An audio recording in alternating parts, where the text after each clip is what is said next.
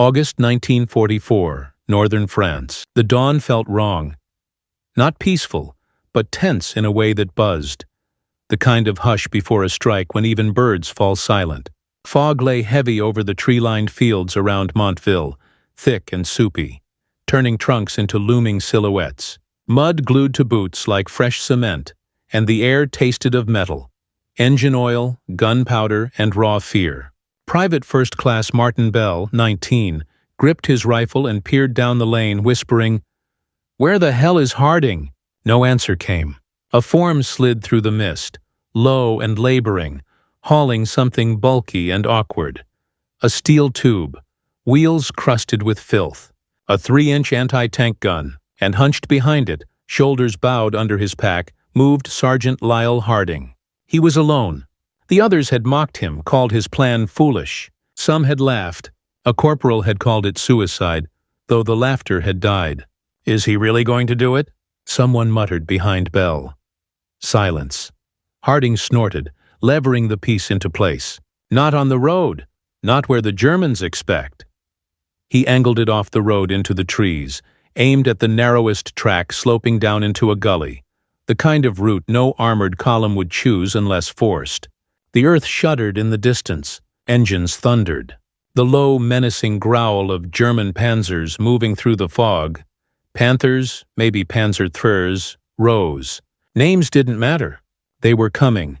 Harding rammed home a single AP round, wiped his forehead and murmured, "They think I'm mad. I hope they're right." The mist thickened, branches shivered, and the steel monsters rolled on. Those who'd scoffed had no idea that in the next quarter hour, their lives would hinge on one man's seemingly reckless choice to break the rules. He had always seen things another way. Before the war, Lyall Harding repaired trucks in a garage outside Omaha, Nebraska. He wasn't a soldier by trade, but a mechanic and a tinkerer, someone who treated problems like puzzles and tools like keys to unlock them. When Pearl Harbor was hit in 1941, he didn't enlist out of fury. He volunteered because he believed America was the kind of place where an audacious idea could turn the impossible into reality. He was 30 when he reached France, older than most in his squad. He muttered to himself while he worked, sketched plans in the dirt, and tore equipment down just to reassemble it smarter. His rifle was cleaner than regs required. He'd reinforced his boots with rubber. Battery B of the 654th Tank Destroyer Battalion figured he was odd but harmless. Not everyone agreed. Captain Eldridge, a West Point man with immaculate dress and a narrow view of combat, found Harding aggravating. "Sergeants follow orders," he snapped once at a briefing, eyes on Harding. "They don't invent them." Harding said nothing more than a nod, pocketing the rebuke and returning to his thinking. By summer 1944, after weeks slogging through Normandy's hedgerows, the battalion was worn out. Their M10 tank destroyers were depleted. Supplies were patchy. Ammunition for the 3-inchers was tightly metered. Now, outside quiet Montville, they'd been tasked with holding a crucial crossroads alone. Reports hinted German armor was regrouping, and a counterstroke was likely. Allied command shrugged it off as a mere delaying move. But Harding, who'd studied enemy doctrine, disagreed. "They push hardest when they're losing," he told Corporal Nash, his gunner. "They don't just retreat. They make you hurt." He stalked the ground around their assignment. The main road was broad, exposed, and simple to defend. That was precisely the trouble. He knew the Germans wouldn't charge straight into a prepared kill line. He kept searching and found a different option. A thin track winding down through brush into a shallow gully, barely wide enough for a tank and treacherous, a natural funnel, and an ideal ambush. The plan formed: move an anti-tank gun off the highway, construct ersatz barricades to herd enemy armor toward the gully, and use the lay of the land to strike the lead vehicles from the side, where even heavy German tanks were vulnerable. The response was immediate and scornful. "You want to drag a 3,000-pound gun into the woods blind?" Sergeant Markley sneered.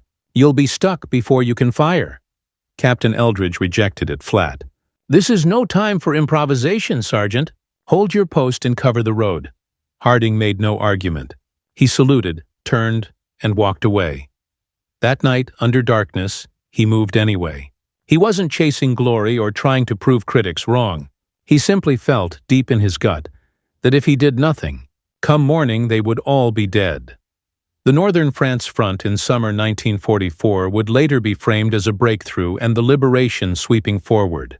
For the men there in August, it was not triumph but grinding survival amid blood, smoke, and steel. The Normandy invasion was nearly 2 months past, yet fighting had hardened. The Bocage country turned entire divisions into insects, trapped in a maze of green walls and ambushes. Every foot forward felt like a mile. Every mile bought with lives. By early August, the American push had pushed through Sanlo and Avanches, cutting toward the Seine River. The Germans, battered, fell back in stages, retreating like a bear into the woods while still swiping with claws.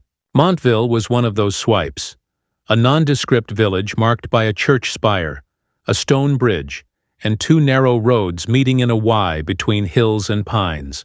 Still, it sat on a junction the Germans needed to hold even for just 48 hours, to regroup armor, reorganize infantry, and blunt the Allied spearhead.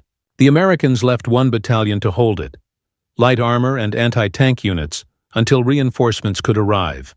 Harding and his men suspected otherwise. They weren't simply defending a village, they were walking into a trap. Locals in the resistance had gone quiet. The lanes ahead were too still. Then reconnaissance reported elements of the 116th Panzer Division moving in from the east. Panthers, Panzertweifels, possibly Tigers. Nobody could be certain.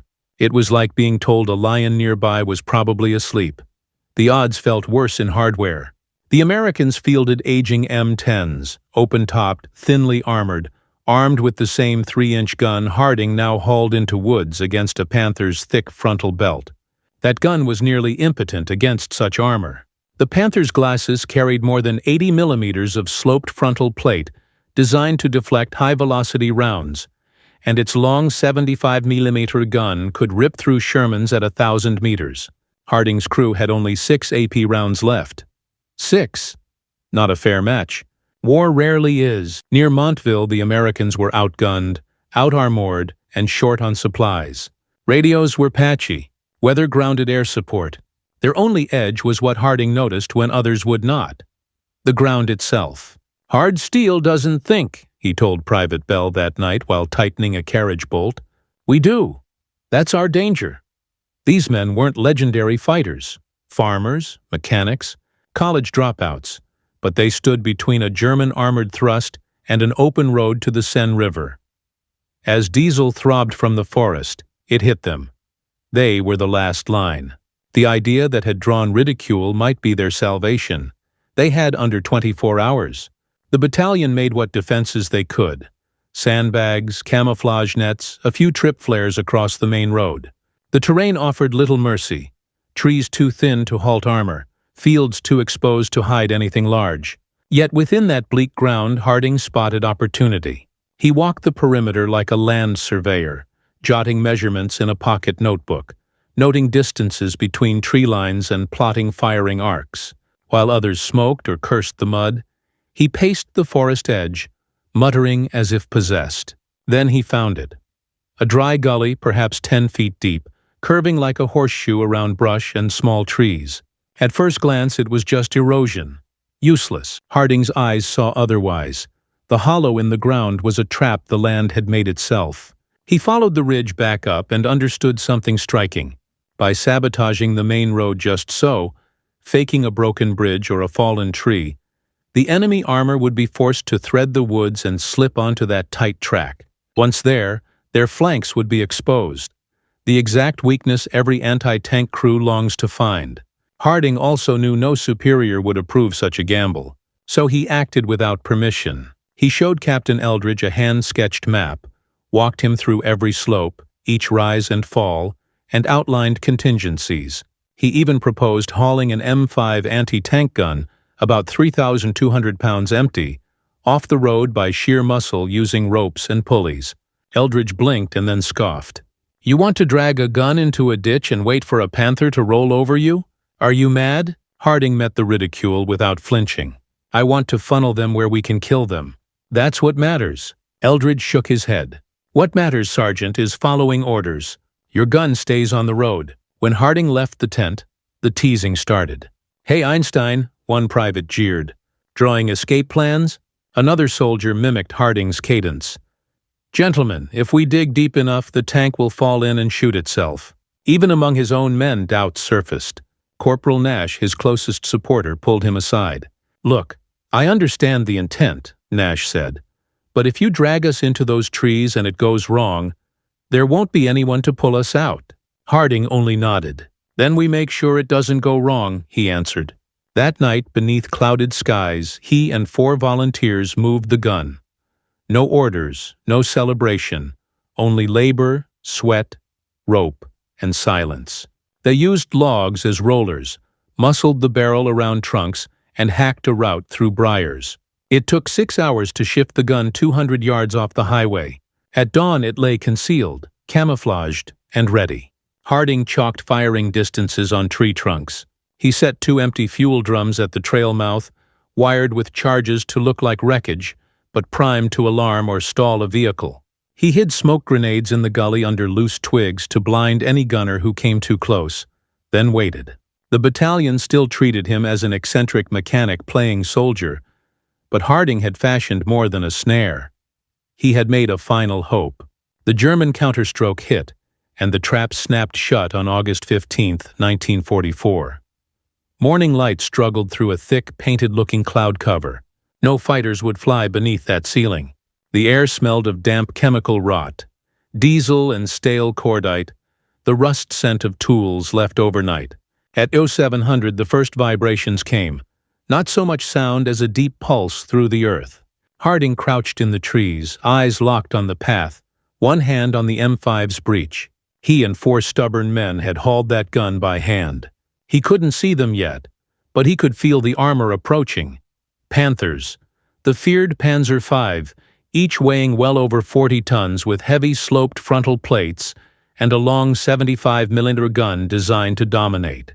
Harding's sabotage had already steered them off the road. His team had scattered debris, wrecked a culvert, and flipped an old half-track to block the obvious route. The lead Panther stopped to inspect the blockage. Scouts dismounted and searched. Then the turret angled toward the trees. Harding breathed out. Private Bell, barely a man, whispered, "They're really coming." Harding said nothing. The first tank ground onto the narrow track, trees groaning aside as the sheer mass forced away. A second and third followed.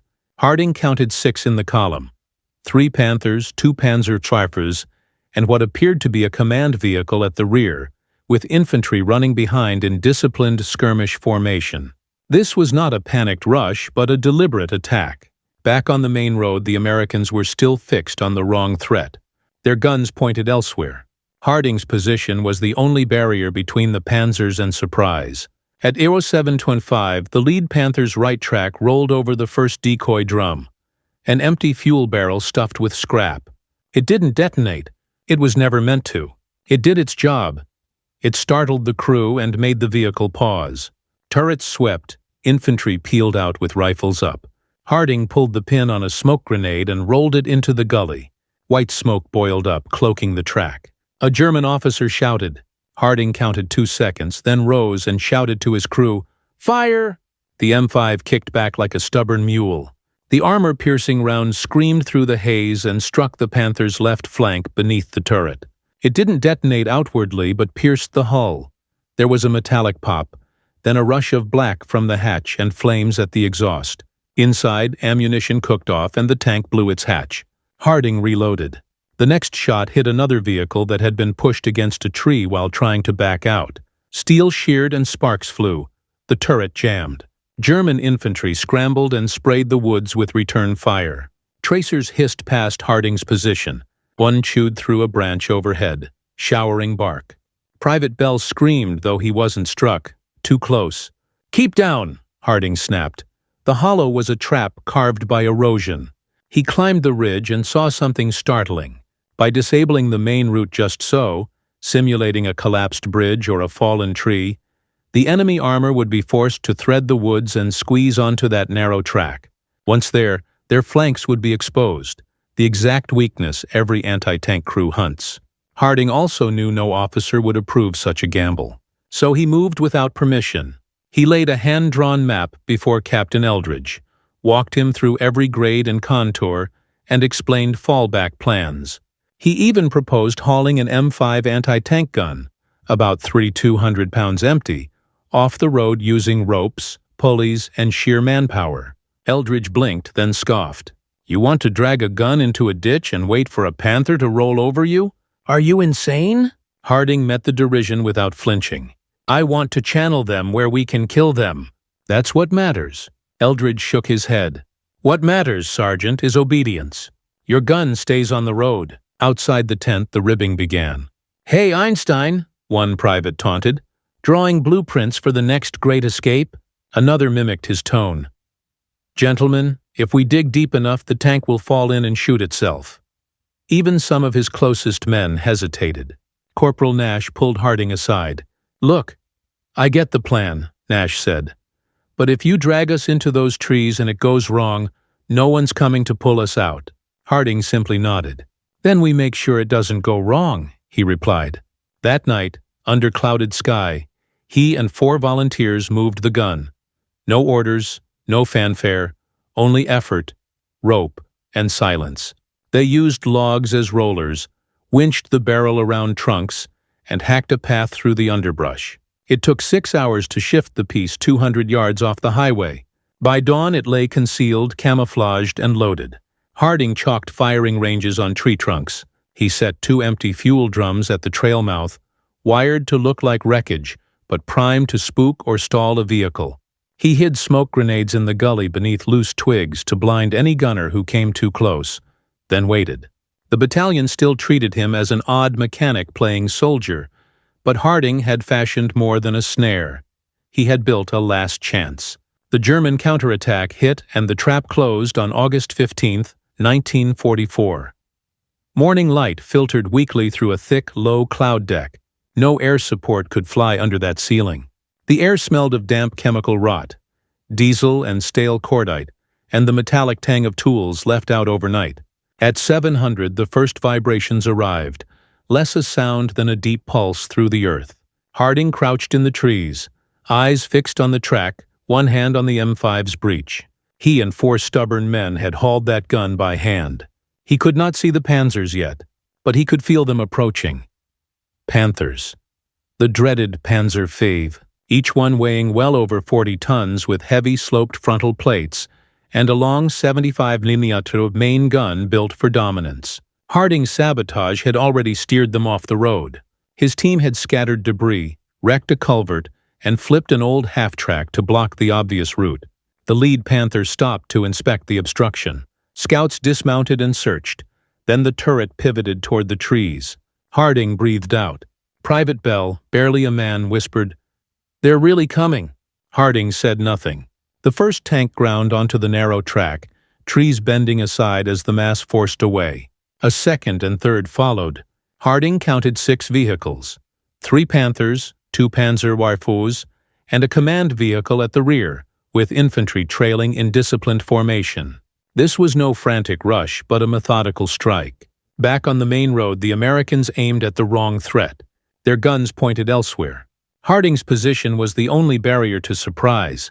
At Iro 725, the lead Panther's right track rode over the first decoy drum, an empty fuel barrel stuffed with scrap. It didn't explode. It was never meant to. It startled the crew and made the vehicle pause. Turrets swept, infantry fanned out with rifles up. Harding pulled the pin on a smoke grenade and rolled it into the gully. White smoke boiled up and cloaked the track. A German officer shouted. Harding counted 2 seconds, then rose and barked to his team. "Fire!" The M5 bucked like a stubborn beast. The armor-piercing round screamed through the haze and struck the Panther's left flank beneath the turret. It didn't detonate outwardly but pierced the hull. There was a metallic pop. Then black smoke belched from the hatch and flames at the exhaust. Inside, ammunition cooked off and the tank blew its hatch. Harding reloaded. The next shot slammed into another vehicle that had been pushed against a tree while trying to back out. Steel sheared and sparks flew. The turret jammed. German infantry scrambled and sprayed the woods with return fire. Tracers hissed past Harding's position. One shredded a branch overhead, flinging bark. Private Bell screamed, though he wasn't hit. Too close for comfort. "Keep low," Harding snapped. Bell came up with 2 tin cups of hot coffee taken from the mess truck and handed one to Harding. "They're calling you a genius now," he said, grinning.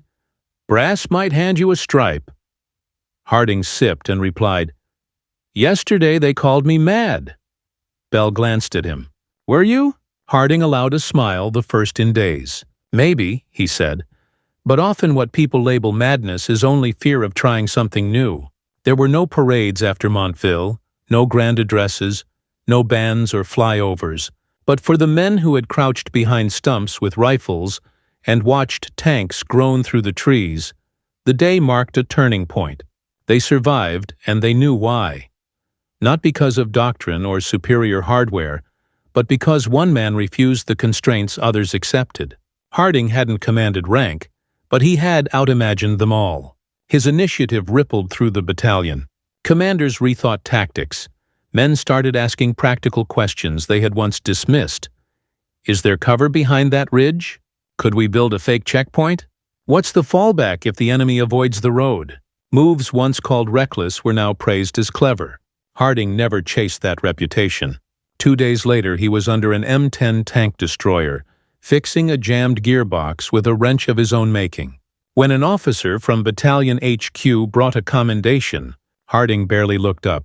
He wiped grease from his palm, nodded and said, "Hope they sent one to my mother." His squad, however, had noticed the change. Those who had mocked him now listened. They asked him to recheck sandbag positions and sight lines. One soldier wanted to learn the faster way to strip a .50 Browning, a trick Harding had picked up in Nebraska turning over truck engines. Respect replaced ridicule, not simply because he had won a fight, but because he had done it by breaking the rule book and proving a new way worked. He'd reminded them of something nearly forgotten. You don't always defeat the enemy with bigger guns. Sometimes you beat them with sharper thinking. That lesson stung some senior officers, especially those who had dismissed him. But the facts were undeniable. 5 tanks destroyed, 2 abandoned, and no American lives lost. For a unit meant only to hold ground, the outcome was exceptional. Some whispered of promotion. Others guessed he'd be pulled into experimental tactics. Instead, Harding stayed where he was, sleeping in mud, eating cold beans, keeping his men alive. He never boasted, never gave speeches. Once while walking the new forward line, Corporal Nash asked, "Do you ever think about what would have happened if you hadn't set that trap?" Harding didn't slow his stride. He only looked toward the smoking tank hulks on the ridge and said, "Every time I blink." It wasn't bravado, he meant, but the plain pull of consequence. Out there you don't get second chances. Failures cost lives. That's what made his so-called madness bold. Not just the mechanics, but the willingness to stake everything on an idea others mocked. To build a tactic no manual described and trust your mind when no one else would. This, he believed, was as potent as any weapon. In that band of pines outside Montville, his choice altered a battle and reshaped how many around him thought. Years after the war, the gully filled with grass and wildflowers. The wrecks hauled away, trees regrown. To a passerby, it was ordinary French countryside. There's no plaque there. Harding never wanted one. He returned to Omaha in late 1945, reopened his garage, fixed farm trucks and pickups, married a nurse he met during demobilization, raised 2 children, taught his son to rebuild a carburetor, and his daughter to change a tire. He never paraded in uniform again and rarely spoke of the war, except once to his grandson. The boy came home from school at 12, crying after being mocked for asking a question. Harding didn't scold him.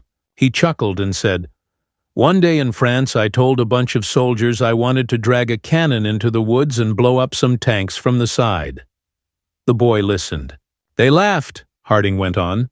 "I would have laughed too if I'd heard it from someone else, but I knew it would work. I didn't need them to believe me. I just needed to be right." He looked out the frosted window, his breath fogging the glass. Sometimes the right idea looks like madness until it saves lives. That was the lesson Lyall Harding left. Bravery and firepower matter, but deliberate, courageous thinking can be the deadliest weapon of all. Believing your vision when no one else does isn't arrogance. It's duty, because staying silent when you might be right costs lives. Harding's story never made it into many textbooks, but to those who served beside him, he was proof that one determined mind and a single gun could do what a company of tanks could not. He never asked to be memorialized, yet perhaps we remember him anyway. What struck you most about Harding's improbable plan and the fight that followed? Share your thoughts below. And if you think stories like this deserve to be kept alive, pass this on.